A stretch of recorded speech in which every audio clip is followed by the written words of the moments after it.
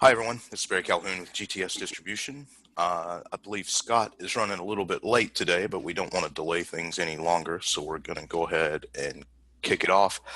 I'd like to introduce Ian Birdsall with Kolossal Games. Take it away, sir. Oh, all right. You caught me while I was drinking water. Hi, everyone. My name is my name is Ian Birdsall. I am the marketing manager, director. I'm not quite sure what my title is for Kolossal Games. Today we'll be talking about two of our games that are either in retail or coming to retail very soon. Western Legends and Kami-sama. Kolossal Games started the year 2018 with our first two Kickstarters. Western Legends was wildly successful. Kami-sama was also quite successful. They're very different games, but both very good games, I feel. So I'll just kind of walk through what's cool about each of them, a little bit of how to play, some key selling points so you guys know how to talk to your customers about why they would want this game in their collection. All right, so as I mentioned, and is this showing properly? I should say Kolossal Games, everybody. I'm new to Zoom, so. Yes, it does say Kolossal on the screen. Okay, great. So I'm Ian with Kolossal Games, and first game we'll be talking about today is Western Legends, which is a open world sandbox spaghetti western on your table game. It's been likened to Red Dead Redemption, the board game, and while I'm not sure we can necessarily legally call it that in our marketing endeavors, we're happy to make the analogy. Basically, there are a lot of different Western games out there. There's Great Western Trail, there's Epic Western, there's even Cold Express that focuses on a particular area of or a particular theme in the Western genre, either robbing a train or in Great Western Trail, which is one of my favorite games, but you're moving cattle, things like that. What we wanted to do with Western Legends is really give you the option to enjoy the Western setting. It'll give the player the option. So three of the key points that we like to point out is that it's a fully open world sandbox experience. There's no rail for any of the players. If they want to do one thing the whole game, they can. If they want to, play around, do multiple different things, there's lots of different paths for victory. We think that the artwork by Roland and our graphic designers really captures the theme of the American West in the kind of ruddy colors and all of the artwork on the poker cards, etc. And it's even though there's a lot to do in this game, it's really intuitive and it's really easy to pick up. I've played this game with people who have only ever played the classic games, Monopoly, whatever. I introduced them to Pandemic, and then we jumped right into Western Legends. They were able to pick it up after a few rounds. Also, one of the really cool things about Western Legends is all of the characters in this game are actual people. So you can play as Billy the Kid or Bass Reeves or Wyatt Earp. And most games that I play usually devolve into quoting Tombstone ad nauseum. As I mentioned in my intro, Western Legends was incredibly successful for us on Kickstarter. We had nearly 7,000 backers, and by the time we closed our pledge manager, we did have over 7,000 people who got in at the pledge level. Since it was announced, it's remained on the Board Game Geek Hotness list. So that's coming up on a year of being on the hotness consistently. So it's a game that's very popular. People recognize it, and we're excited to really push it and get more people who have seen it and are interested in it and have not seen it and get it on their mindset. And it's been critically acclaimed. People are coming out with their top 10 lists of 2018. It's consistently getting on those. Tom Vasel of the Dice Tower called it the essential Western game. It got the Dice Tower seal of approval, for example. So it's got the goods. As I mentioned before, you can pick real characters from history. And that's one of the first things you'll do when sitting down. You'll pick your player color, and then you'll pick your character. You're dealt out a few different characters to every player, and you'll pick which one it is. You pick your character. On the back, it has a little bit of history about the character. Bat Masterson served as a sheriff marshal, was named one of the White House gunfighters, etc. Says where you start on the map, gives your starting location. And then one of the variants, which after you play your first game, we encourage people to play with the gold cards, gives everybody a little bit of a focus of extra things they can do if they suffer from analysis paralysis. Like, oh, well, I need to get in a fight outside of town, so I'm going to go hunt somebody down. And as I mentioned, there's lots of different characters from the American Wild West, and something that we're really happy about too is creating a diverse a selection of characters, men, women. We have lots of female characters. We made it a point to try and find characters that are different ethnicities, whether they are Hispanic, African American, and there are a number of Native American characters that we have in here as well that were, scouts for the military or became marshals or whatnot. So this is the game board. As you can see, there are two main cities. There's Dark Rock and Red Falls. There are a couple ranches, Mosquitoes Point, Sunny Hills, and there are a couple of other areas, Spikes View and Cliff Junction, which are typically referenced for the bandit camps or the mines around there. At the beginning of every player's turn, you're going to start by deciding if you want to draw 2 poker cards, take 20 bucks, or 1 card and $10. The reason you're going to be drawing poker cards every turn is because basically every action you take in the game, with the exception of mining, I'll get to that, will require the poker cards. It comes with a deck of 52 poker cards. It's a full poker set. You can actually, take the cards out of here and play a regular game of poker or go fish if you want to. And one of the add-ons we had with the campaign and another product is another deck of these cards without the game text on them. So it's a fun little upsell. I have pictured here the Jokers. They come in one of the expansions. But as you can see, each of these has great art on them. You can play these cards as their own actions. The Kings, for example, Determination, you play it to get a second action. If you play the cheat card over on the left in a game of poker, it's a wild. Deuce is wild. You can also play these cards as reactions out of your hand. So part of the game is going to be a little bit of hand management with the different poker cards. So cards are very important. The reason something you can do with your money in the game as you're collecting it through various activities is go to the shop. When you're at the shop, you can purchase items. Here is an example of a workhorse. During your turn, you're going to have 3 main actions. Those actions you can move, you can use your cards for an action, you can fight other players, or you can use a location action. So if you're at the shop, you can buy anything. You can spend as much money as you want in one action. You can buy a horse, you can buy a gun, you can buy some provisions. If you're at the shop in one go, you can spend 40 to buy this workhorse and then another 40 to upgrade it to a legendary workhorse. There's also Mustangs, there's mules, there's revolvers, etc. When you upgrade it, you increase the movement of this horse, and at the end of the game, it's worth 1 LP or legendary point. For this item's example. Let's see here. I mentioned you can play poker. So at the saloons, anybody who's at the saloon can initiate a game of poker, and then anybody who's in the town limits, which is the dark ring around the town, you'll notice all these different lines. Those denote the spaces. So when you can move, each space is a movement point. The person who initiates poker will draw a poker card, throw in 10 bucks for the ante, and then anybody else who is in town with them can also just join in that game.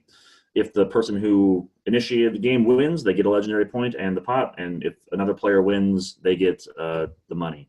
The house can win too. If nobody else wants to play, the person to the player's right will play the house, and they'll draw some poker cards and they'll play against them. It's basically a 5-card stud. You'll flip over 3 cards, and then you'll use 2 from your hand and make the best 5-card poker hand you can. Another way to gain money and legendary points is if you want to, if you're not a fan of gambling and you don't necessarily want to get into conflict, is that you can go mining. Every time you're at the mine, we have these prospecting dice. You'll roll those and you'll collect gold nuggets, and you can cash those in at the bank. Each gold nugget you cash in is a legendary point and gets you a bunch of money. Other than spending your money at the on items, you can also go party at the cabaret. But before you leave the bank, after you've cashed in your gold nuggets and gotten your money for those, if you're not necessarily the most scrupulous character, you can just turn around and rob it right away. Robbing the bank is one of the fastest ways to gain wanted points. And I'll talk about the wanted track a little bit later. But if you run over to the cabaret, you can spend all your money and become a legendary partier. You can also rustle and wrangle cattle. We have 2 different ranches on the board. There is the Green Ranch, Mosquito's Point, the Blue Ranch, Sunny's Hill. Each time you go there, you can take an action to pick up a cattle token. And on the back of those, they have the rewards. They can get you points, they can get you money, they can get you other things. If you bring a green token to the Blue Ranch or a blue token to the Green Ranch, that is not necessarily a lawful thing to do, and you'll gain a wanted point for that, in addition to whatever's on the back of the token. However, if you don't want to steal cattle and bring them to an opposing ranch, you can bring them down to the train station, and that will get you a marshal point, because that's the nice thing to do. You're helping out a ranch. But as you're moving around the board, there's also all of these bandit camps. If you ever move into a space that has a bandit on it, you have to fight that bandit. There's a deck of fight cards, which is a single set or suit of cards, I suppose, and a player to your right will play the NPC bandit. They'll draw a number of cards, and they'll pick which one to play. Now, the fun thing about those cards is that you can play like an ace, for example, to try and win that fight against the player. But the higher cards will give them kind of a compensation bonus. So if you play that and you win the fight, they may get some money out of the deal, they make it a point. Or you could purposely try to lose that fight by playing a lower card, and wound them or make them lose points or things like that. So it's a fun little choice for the other players to make when they're not the active player. Each time you round up a bandit, you'll have the choice to also go up the marshal track. Now, there's 2 different tracks on the board here. There's the marshal track and the wanted track. Let's see here. Where are we? Oh, I'm skipping ahead here. So every turn, there's going to be different story cards on the board as well. And they're going to give you kind of a suggestion of something that you can do with your turn. If you're kind of like, well, I've done this, I've done that, and I want to make my way over to this area of the board, but I don't want to waste my full turn, I can go, oh, I can initiate a fight with another player. And depending on the number of players is how many you need to, how many different players need to trigger this. So if I initiate a fight with another player and then a friend of mine does on their turn, we each add our player token to this, and then in a 2 to 4 player game, we would, at the end of the person who triggered it would reveal it. There's some fun little text on all these cards, and there are dozens of these cards in the base game, plus even more in the expansions. In this particular example, the players that contribute to this will gain 1 legendary item. This particular card is from one of the expansions. You'll then spawn bandits at bandit camps A and C, and the player who triggered this event can move the sheriff. So if somebody's wanted and they're racking up points, you can try and move that sheriff to attempt an arrest. So the marshal and the wanted tracks. The wanted track, so you can become wanted by robbing the bank, by robbing other players, and by rustling cattle. Every time you do that, you'll gain at least 1 wanted point. And at the end of every player turn, you'll gain a legendary point for being wanted. Now, it's not the easiest thing to live the life of a wanted criminal. So players who have a marshal point can attempt to arrest you. The sheriff can attempt to arrest you by having players move the sheriff onto you.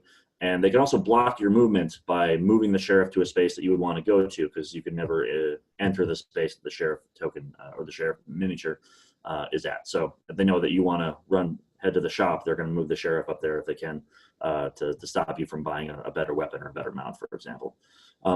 If you're ever arrested, which means a martial player or the sheriff wins a fight against you in an attempted arrest, you're going to lose all your cattle tokens, half your gold, half your money, and you're going to be moved to the sheriff's office in Dark Rock. So you're not out of the game, but you're a bit of a setback. You're also going to lose all progress you've made on the wanted track, which means that you'll need to start working up your wanted level, or you can, decide that you've had enough of being a wanted criminal and turn to the virtuous track. So the martial track, you don't get points every turn like you do for being a wanted criminal, but you get incremental bonuses. So if you can see there, the first 3 points will get you $20, and then 2 legendary points. And then at the end of the game, depending what level of the martial track you're at, you'll get bonus legendary points. So Western Legends is a game for 2 to 6 players. It's a very interactive game. It really encourages players to play poker with each other, duel each other. You can duel a player and not go up the wanted track. You can rob players if they're gaining too many points by gambling or mining in the mining gold nuggets. But to help mitigate the fact that lower number of players, it's easier to not directly interact. We implemented an AI deck called the Man in Black. So for 2-player games, you'll be playing with the Man in Black deck, which you'll draw a card for the Man in Black every turn, and it'll just an AI deck telling them what they do. So place the Man in Black in a bandit camp and Sunny Hills. If there's a bandit there, remove that bandit. The Man in Black gains 1 LP. Both players lose $10, for an example. So he's just another 3rd player that's going to go around and interact with the game, and then there are certain cards that will make him duel other players, rob other players, and whatnot. It's a pretty successful, neat little kind of a 3rd player, neutral 3rd player. Western Legends also currently has 2 expansions. The Fistful of Extras expansion retails at $30, and that is all of the Kickstarter stretch goals. We don't like to do Kickstarter exclusives because if somebody happens to miss a campaign, we don't want them to have that that feel bad of not being able to get a particular item. So all of the stretch goals for all of our campaigns will be bundled into an expansion product that will also be available at retail. So the Fistful of Extras comes with 60 miniatures, new character cards, and gold cards for each of those characters, 18 more items, 20 more story cards to add to your deck, for example. Also, I think it comes with a legendary token bag and a few other minor things. The Good, the Bad, and the Handsome is a $20 expansion. It comes with all new legendary items, which you can't buy, but there are story cards and other gold cards that will allow you to select those. 3 new characters from the American Wild West, and 16 new story cards. And we even have more just on the horizon, some special announcements coming up for this game. So it's a very live product.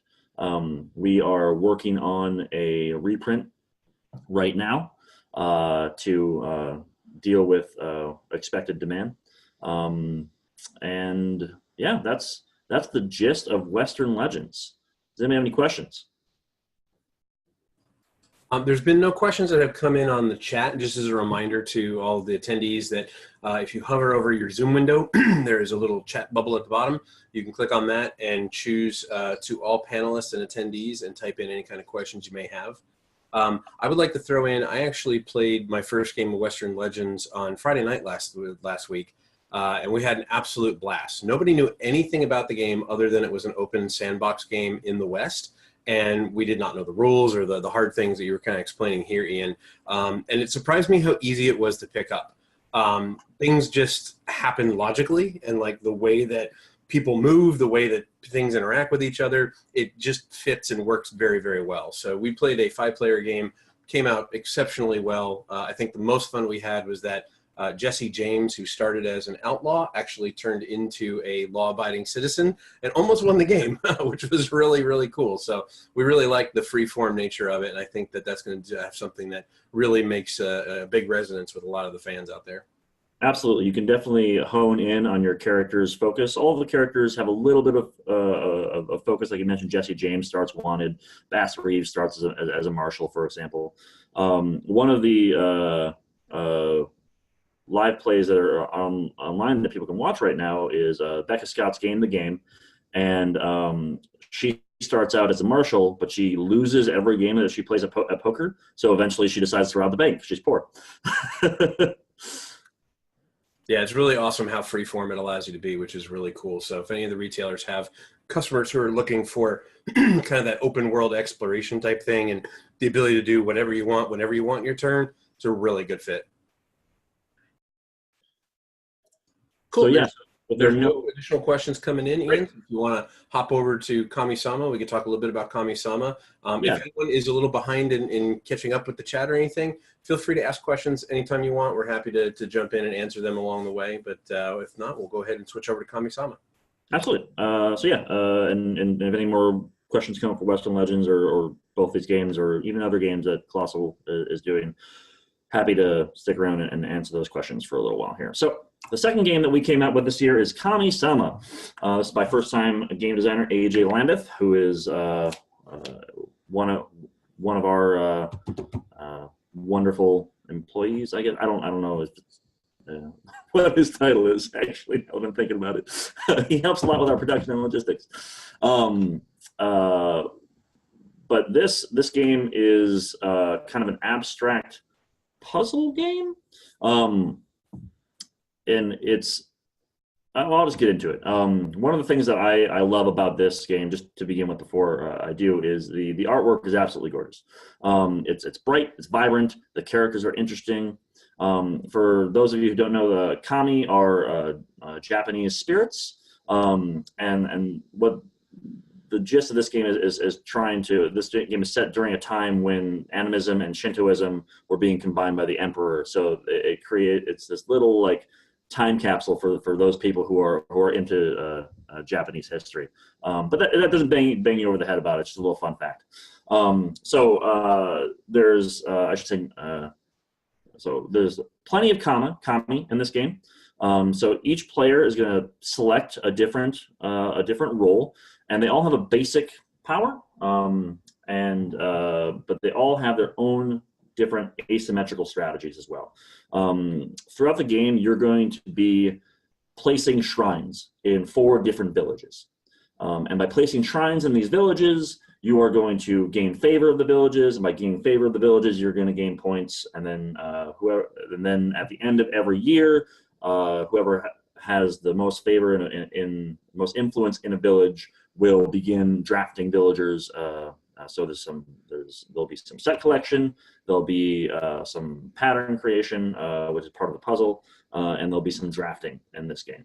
I already mentioned the beautiful artwork you can see here on the cover piece. For your customers that are interested in the Japanese themed games, say they have Tokaido or Takanoko, and they're looking for something that's a little bit heavier, but not too crunchy of a game, not like a Yokohama or something like that. This is a good kind of next step game. As I mentioned, it's an abstract puzzle game with all the different kami and the different goal cards and stuff that we'll get to in a little bit as they come out. I played probably about a dozen games of this, and no two were the same. They're all you're always doing this. Everybody's trying to do the same thing around each round, but based on the different characters you pick and the different people you're playing with and how they have the strategies, there's a lot of replayability in this game. The table presence of this is incredible. So one of the best things that you could do as a retailer, if you have a copy of this, is just open it up and have it out. Like get a little cocktail table. The round board is interesting. It fits together in kind of a puzzle format. And the round board is you're actually going to be physically rotating the board as the game is played. You'll select which village starts each year. You'll rotate it to whoever's the new first player, and the board rotates so that everybody's going to get 4 villages to interact with. It's a 2 to 4 player game.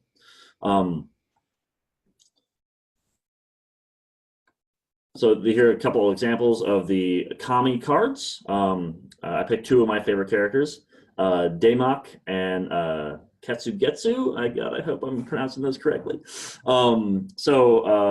an example of their very different strategies. Ketsugetsu, the basic action for all of the kamis are to add and remove a shrine to your current village. And you can see you can do that up to 4 times depending on where you are in the game. You start with 3 tokens and you eventually get a 4th one. But something else that's interesting about Ketsugetsu, as his villages and as his shrines are removed, he gains anger, which is that little track in the middle of his player board.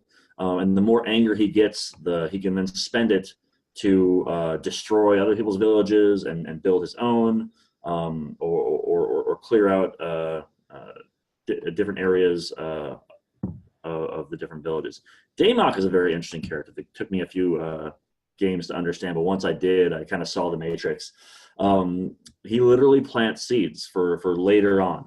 So as you're building shrines, you're going to want to also use his ability to plant seeds in future villages, saying, okay, in 2 turns, I'm going to be building shrines in that village, so I want to have all my seeds there so that I can then use those seeds to destroy my opponent's villages and or build my own. And there's I think there's 8 in the core game box to choose from, and then there's even more in the expansions, and they all have very, very different feels, very different strategies.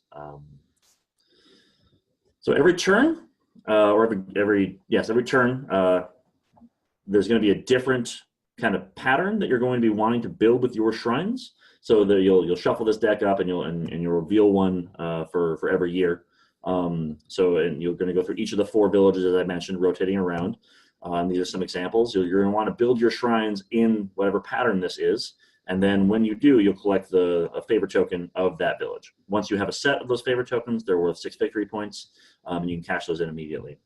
By building on the different types of huts, there are stilt houses, huts, there are forests and farms, which are the pink and green spaces respectively on those cards. You'll also gain nature and favor, which at the end of every round you'll get points based on whatever you're lower in those tracks.